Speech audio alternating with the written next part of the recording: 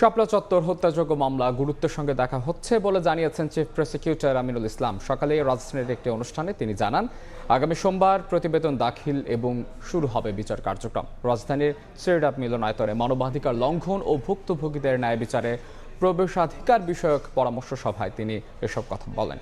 Chief prosecutor জানান, মানবাধিকার সংস্থা অধিকার এ ঘটনায় নিহত যে 61 জনের তালিকা দিয়েছিল তার মধ্যে 58 জনের নাম পরিচয় পাওয়া গেছে।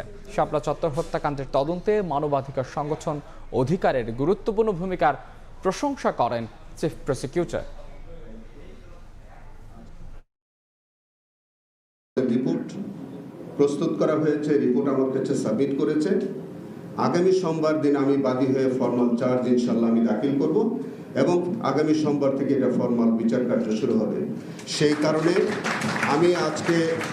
আমি অত্যন্ত আনন্দের সাথে অধিকারকে আমি তার সম্পূর্ণ কৃতিত্ব আমি সে অধিকারকে দিতে চাই। অধিকারের কাছে আমরা কৃতজ্ঞতা প্রকাশ করছি। অধিকারের মতো এরকম মানবাধিকার সংগঠন আরও আমাদেরকে বাংলাদেশে সাধারণ মানুষের তাদের অধিকার প্রতিষ্ঠার ক্ষেত্রে তারা আরও বেশি কাজ করবেন।